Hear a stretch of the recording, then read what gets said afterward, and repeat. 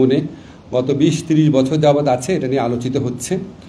অনেক political party অনেক আশ্বাস দিয়েছেন, অনেক কিছু বলেছেন, কিন্তু আলটিমেটলি আমরা এখন একটা ভালো সচিবালয় প্রতিষ্ঠা, এটা আমাদের বিচার বিভাগীয় সংস্কার কমিশনের সুপারিশে ছিল, জাতীয় ঐক্যমত্য কমিশনের সুপারিশে ছিল, এবং সেখানে এই প্রস্তাবে ঐক্যমত্য কমিশনের আলোচনায় অংশগ্রহণকারী সকল দল এটাতে সম্মত হয়েছে। সকল দল এটাতে একমত যে বিচার বিভাগের পূর্ণ স্বাধীনতা প্রতিষ্ঠা করার জন্য সুপ্রিম কোর্টের একটা পৃথক সচিবালয় রাখবে।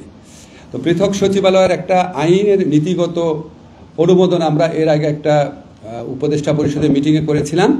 আজকে আমাদের মাননীয় প্রধান উপদেষ্টার সভাপতিত্বে অনুষ্ঠিত উপদেষ্টা পরিষদের বৈঠকে এটা চূড়ান্তভাবে অনুমোদিত হয়েছে।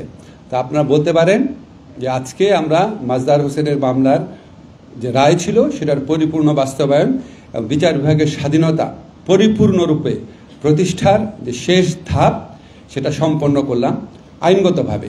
প্রশাসনিক কিছু ব্যাপার এখনো রয়ে যাবে, স্ট্যাবলিশ করা সচিবালয়, এটাকে ফাংশনাল করা। তো এখানে মূলত যেই দুইটা ক্ষমতা দেওয়া হয়েছে, আমি শুধু সেটা বলি। প্রথমত হচ্ছে, আপনারা জানেন যে অধস্তন আদালত বা আমরা যে নিম্ন আদালত বলি, এই নিম্ন আদালতের যে কন্ট্রোল বা কন্ট্রোল এবং শৃঙ্খলা বর্তমান সংবিধান অনুযায়ী এটা হচ্ছে রাষ্ট্রপতির হাতে ন্যস্ত। রাষ্ট্রপতির হাতে ন্যস্ত মানে হচ্ছে প্রধানমন্ত্রী পরামর্শক্রমে করেন, প্রধানমন্ত্রীর পক্ষ থেকে আইন মন্ত্রণালয়ের কাজটা করেন।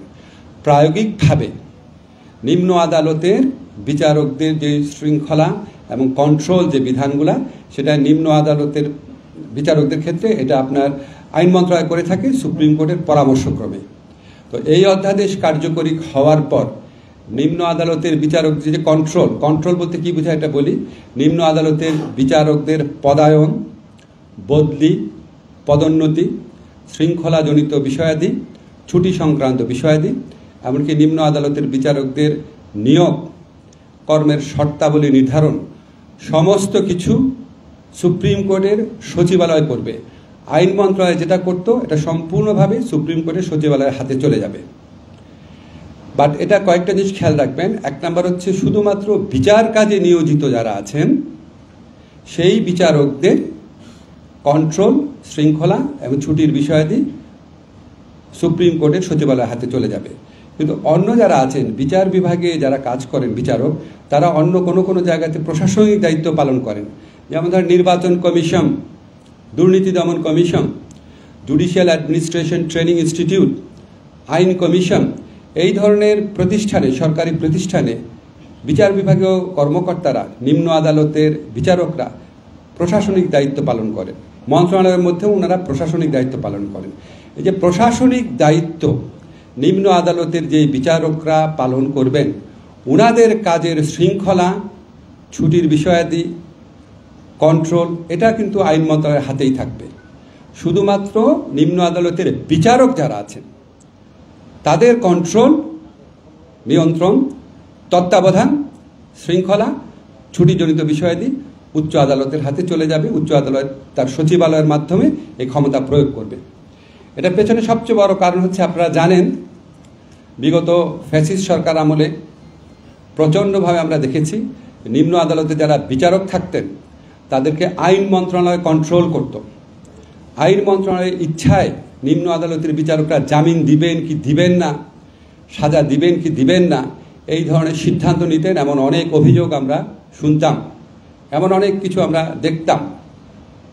তো এই অবস্থার অবসান ঘটবে। এই অধ্যাদেশ পরিপূর্ণভাবে কার্যকর হওয়ার পর নিম্ন আদালতের বিচারকদের উপর আইন মন্ত্রণালয় তথা সরকারের আর কোনো কন্ট্রোল থাকবে না। সম্পূর্ণভাবে এটা উচ্চ আদালত তার সচিবালয়ের মাধ্যমে বিষয়গুলো দেখাশোনা করবেন। বাট এটা এই মুহূর্তে এখনই কার্যকর হচ্ছে না, কারণ সচিবালয়টা প্রতিষ্ঠা করতে হবে, এটাকে ফাংশনিং করতে হবে। আমরা বিধান রেখেছি সচিবালয় সম্পূর্ণভাবে কার্যকরী হওয়ার পর সরকার সুপ্রিম কোর্টের সাথে পরামর্শক্রমে এই অধস্তন আদালতের বিচারকদের উপর তত্ত্বাবধান এবং অধস্তন আদালতের উপর তত্ত্বাবধান, নিয়ন্ত্রণ এবং শৃঙ্খলার বিষয়াদি উচ্চ আদালতের হাতে ন্যস্ত করা হবে।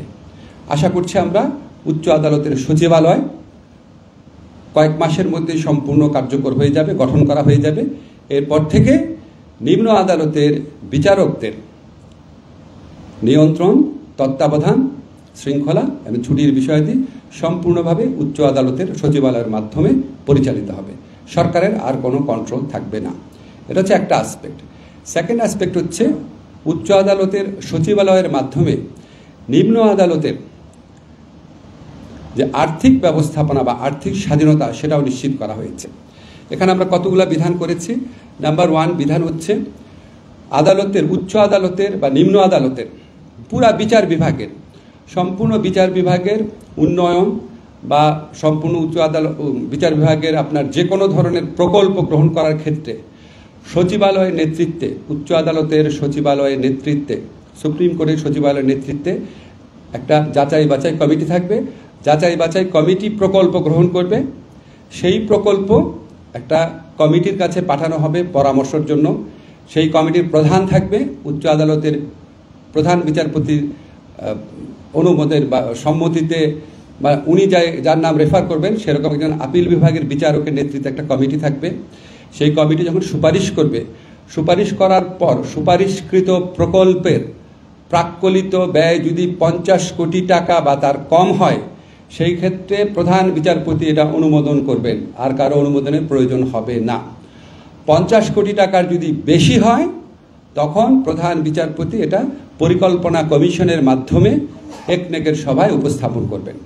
অর্থাৎ 50 কোটি টাকা প্রকল্প, 50 কোটি টাকা প্রাক্কলিত ব্যয়, এই ধরনের প্রকল্প অনুমোদন করার ক্ষমতা উচ্চ আদালত পেয়ে যাচ্ছে। এবং এই 50 কোটিতে সীমাবদ্ধ না, এটা যদি সংশোধিত হয়, ভবিষ্যতে বাড়ানো হয় বা সময় বাড়ানো হয় বা খরচ বেড়ে যায়, তাহলে আরও 50 কোটি টাকা পর্যন্ত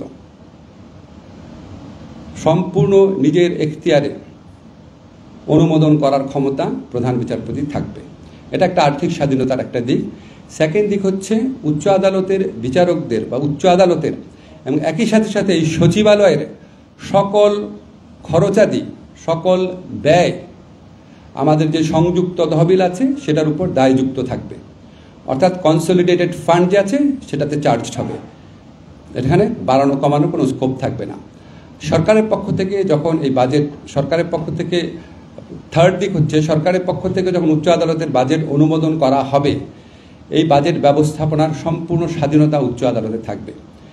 এমনকি এই বরাদ্দকৃত অর্থের যদি পুনঃ উপযোজন, খুবই কঠিন শব্দ, মানে একটা হেড থেকে আরেকটা হেডে খরচ করার ক্ষেত্রেও উচ্চ আদালতে সরকারের কোনো পূর্বানুমোদনের প্রয়োজন হবে না।